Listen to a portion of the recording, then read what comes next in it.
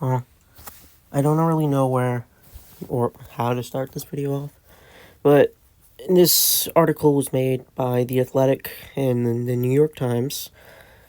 It was written by James Boyd on October 29th, 2024, and I am not trying to steal their article. I am just trying to use this as a bounce off point to what I'm trying to talk about today, and it gives me the best position to, sort of defend my take. But now on to the meat and potatoes.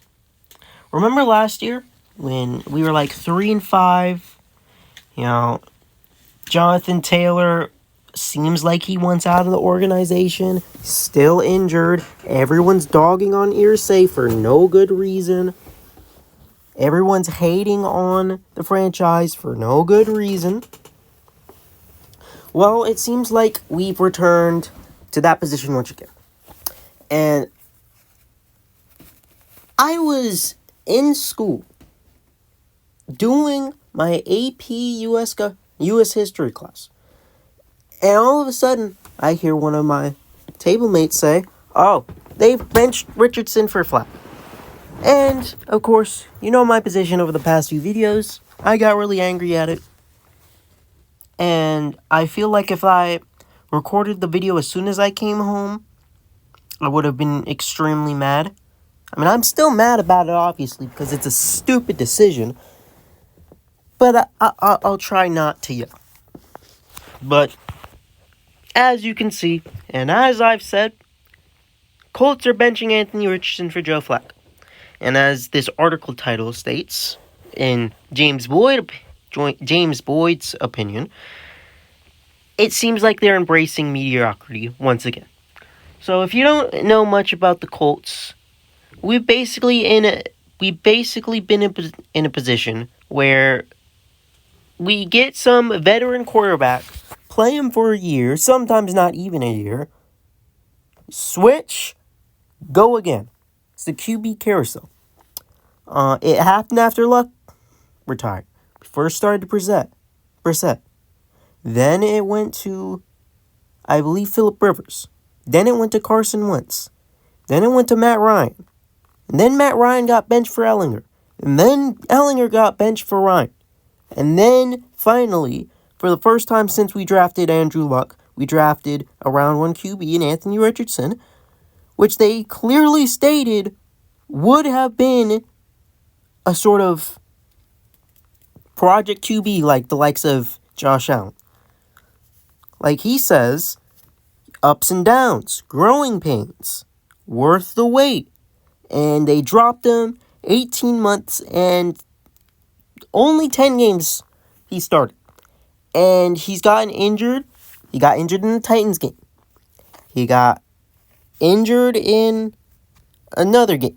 He got injured in another game. He's had minimal opportunities to start and actually play the game of football.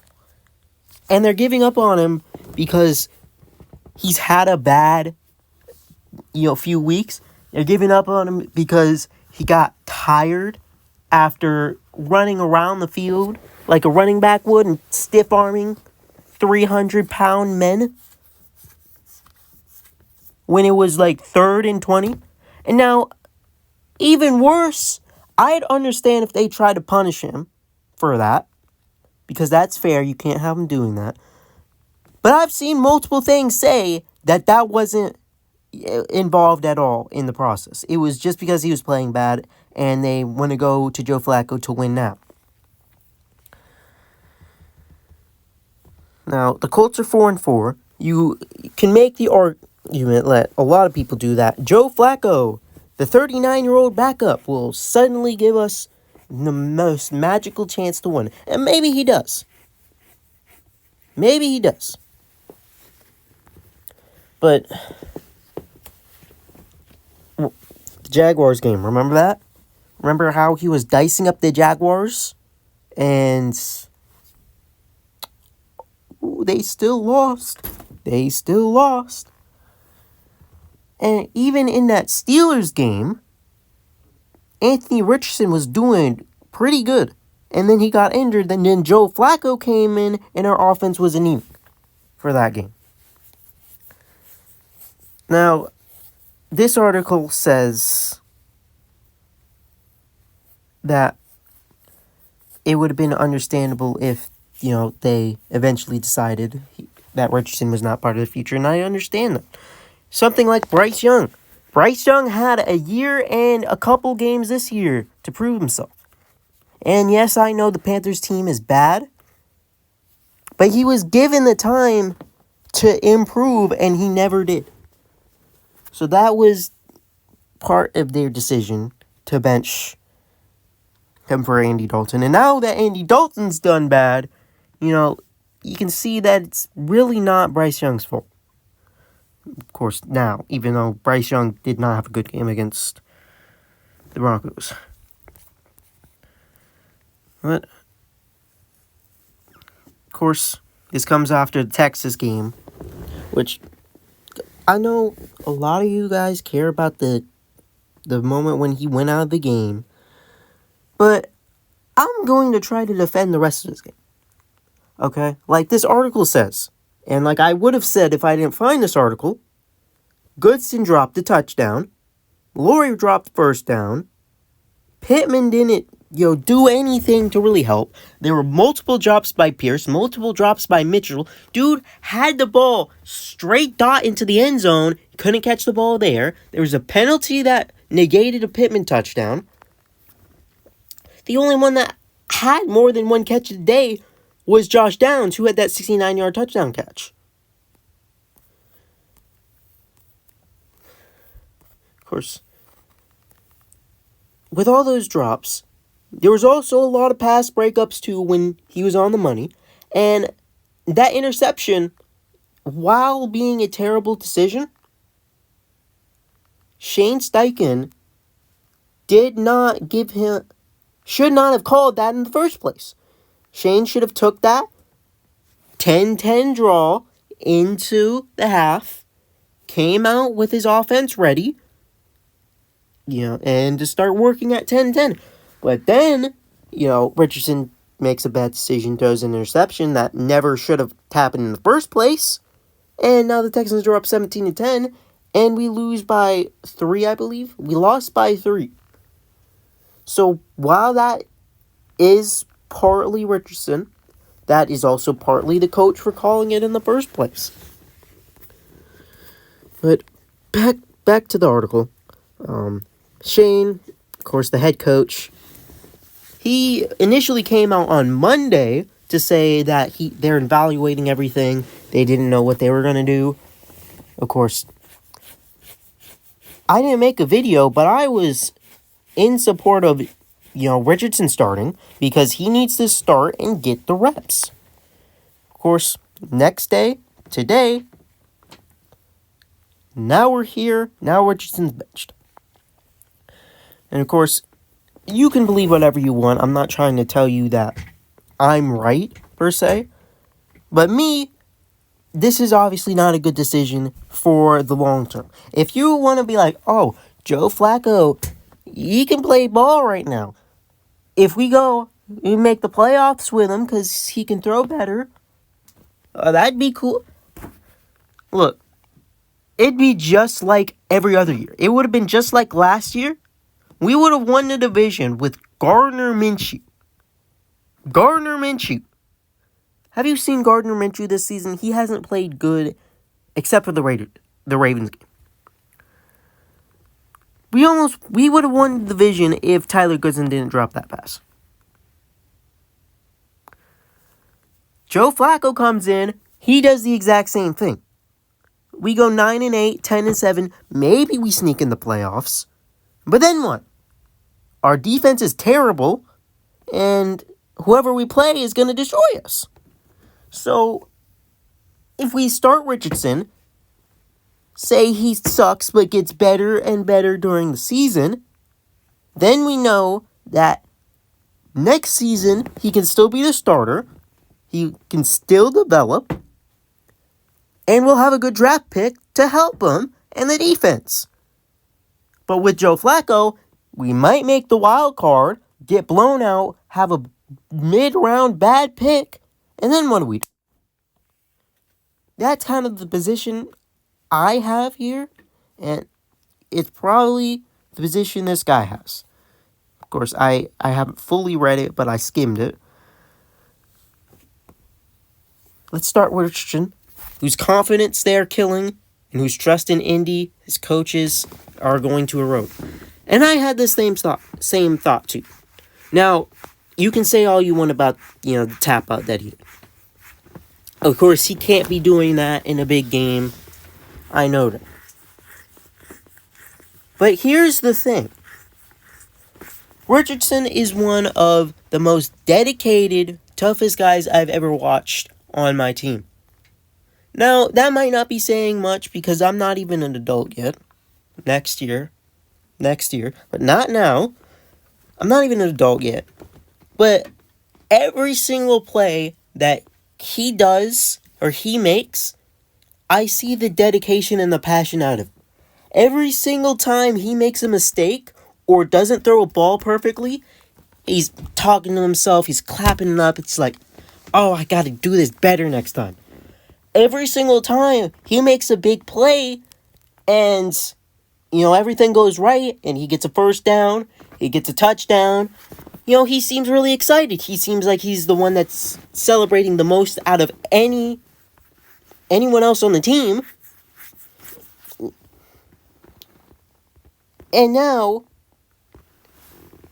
already what little confidence he has, because all of his players are dropping the balls he's throwing, he's not being as accurate as he wants to, that starts to erode on his confidence. And I believe that he plays based on confidence. If he's not confident, he's not going to play as well. If he is confident, he's going to play well. We saw that in the Bengals game in the preseason. When he had that 7-for-7 drive and he was really confident, then he threw a pick 6 and he didn't play good after that. We saw that back in the Bengals. So now he already has little confidence in himself after, doing all that. The media obviously has not helped his case either, which, again, I understand why you would be mad at the tap-out situation. But the media has shot his confidence even more. It makes it seem like he's the worst guy to ever play football in the history of football ever. And now that he's benched and he doesn't even get the opportunity, his confidence it's shot. It's gone. He has none left. There's no way he's going to have any left when he's putting it all out onto the field just to not play well. That messes with a person's mind, obviously. Whenever I play Apex, weird tangent, but whenever I play Apex and I'm doing terrible and I start to really, really try and I'm getting killed by these extreme sweats, that makes me play worse. It makes me seem like I can't play this game. And obviously I can play the game. I'm good at it. But whenever I'm getting clapped up by Apex predators, that really doesn't help my confidence in the game. The same thing's going to relate out onto the field. He already has little confidence. He's trying his hardest, and it's not going to promise. Even when he's on target, they can't catch the balls. And now that he's benched, there's no way he has any confidence left. And I hope he can, get it back. And of course, best case scenario in this situation, let's say Joe Flacco doesn't lose a game. He somehow wins a Super Bowl. He plays another 2 years. Then Richardson comes off the bench year 5 and plays like an MVP, wins MVP after MVP, Super Bowl after Super Bowl. But that's just not going to happen. That's not going to happen. And this article references lack of experience. He's had 13 starts with the Gators. He's had 10 in the NFL. He had even less in his high school career. I think it was 7. He couldn't play his rookie year due to an injury. Especially with the shoulder. That might have messed him up too, because it didn't seem like he was playing that bad when he played back in last year either. So I believe that, along with confidence, he needs to play because he hasn't been playing. He needs to have the reps. While you can say that Joe Flacco's the better passer and he can teach Richardson, I believe even Joe Flacco said once that Richardson needs the reps. Now that he's not getting the reps, he has no... Oh, sorry for that voice crack. He has no sort of practice other than when he's playing his own team in the practice. Training in like the training camp and, midweek practice, getting the first team. He wouldn't even get the first team reps. He'd get the second team reps. So, without the practice, Richardson's not going to develop. He's not like Patrick Mahomes, where he can sit on the bench for a year, already has the talent, and can come out after watching Alex Smith play and ball out. That's not how Richardson's going to work out. Richardson's going to work out by playing like Josh Allen, who, by the way, I saw a stat from CBS. Richardson's first games and Allen's first games were very similar to each other. I've seen many of times where Peyton Manning had a terrible start in his rookie year. And of course, we know where that led us. Won us the Super Bowl in 2006. Could have won it for us again in 2009. If, onside kick doesn't throw that pick six. I don't want to get into that because we lost. That was a bad day for Colts fans because we lost that Super Bowl. But he needs the reps. Of course, he talks about the injuries and how, people fear that he's injury prone. He says that the Colts need to play him as much as possible, regardless of how ugly it gets, and I agree with that. Especially with losing to the Texans, we're 2 games back from... We're not even 2 games back from... We're 2.5 games back from. How are we going to catch up to the Texans for the division? We're not, unless they have a late season collapse.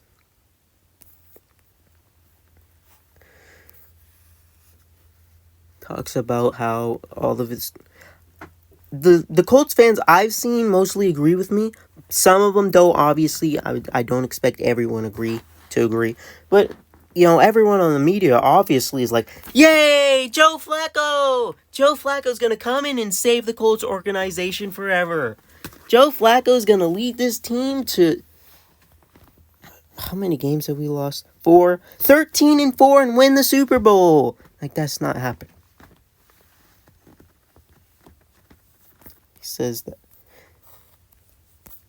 He says that winning right now isn't as important as Richardson's development. He hasn't played like the promising QB he looked like last year. Yeah, I definitely say he played better. I can't speak. I'm sorry. He seems like he hasn't played as well as last year. He's regressed. But another thing. Steichen's play calling has been way different from last year when he was a drop away from winning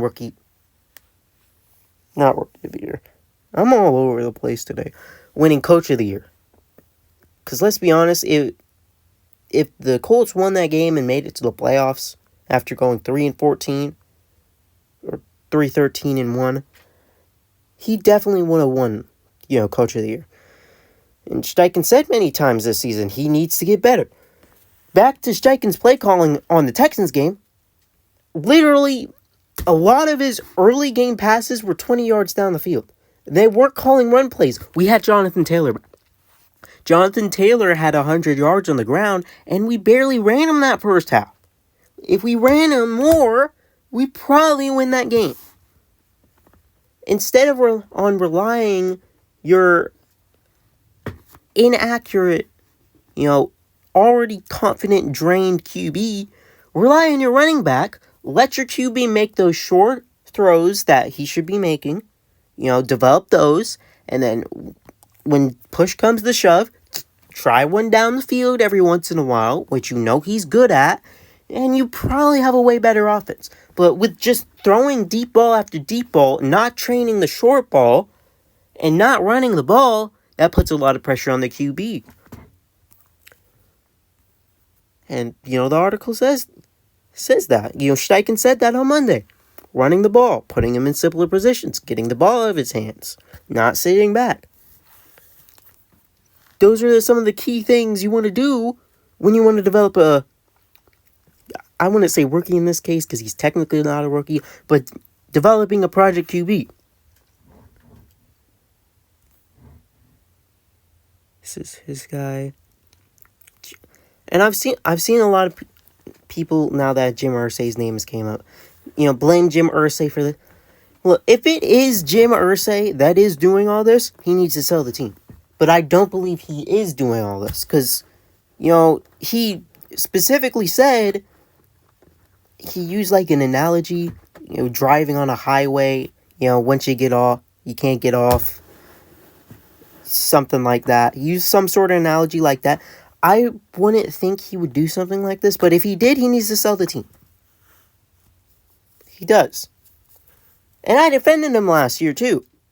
It was not Jim Irsay's fault that all of that Jonathan Taylor stuff happened. Not at all. And when everyone on the media, except for Colts fans, were saying that not Joe Flacco, I'm sorry. Well, they're also saying that Joe Flacco needs to start. But last year, when they were saying Jim Irsay needs to be fired, even though you can't fire main guy, he needs to step down. When really he wasn't doing anything under his fault, in my opinion. So, if he did do it, he needs to step down. But if he didn't, we know what needs to happen. You know this. I know this. Ballard needs to be fired. He does. And in the same case of Ballard needing to be fired, since, like the article says, a clear indictment on Steichen for pulling the plug on Richardson, unfortunately, even though Steichen's coached really well last year, he needs to be fired as well. Because this is unacceptable. It's absolutely unacceptable. You can't do that.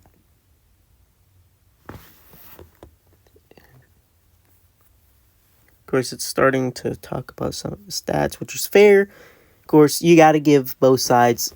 And I, of course, am no way saying that, he's played well. Because obviously he's not. But you can't put that all on him. So, honestly, I'm surprised even the article mentioned that he chucked like a 318-pound defensive tackle off his back and ran so much to even tap out. Of course, again, you can't do that in a crucial position. And, everyone said that. But, again, it's not that big of a deal. And it wasn't that big of a deal to the front office that decided this. Because they didn't use that as a reason. They didn't use that as a reason at all. Like this says, didn't factor into his team's decision at all. And they reiterated it again today. Didn't matter to the position. They did it because of his stats. And if that doesn't show you that they're out on Richardson, I don't know what will. But anyway, if there isn't anything else in the article, well, that's obviously true. We're not beating anyone in the playoffs, and our defense sucks. But if there isn't anything else in the article, that will be it. Oh, it conveniently mentioned the Peyton Manning's rookie year, which I haven't seen a lot of people mention. So, but that's the article. Of course, something to be said. James Boyd is a staff writer on the Colts. He works for the Colts. So, maybe he's biased. I'm biased, obviously. But, anyway, that's it. Hate the decision from the Colts organization. Peace.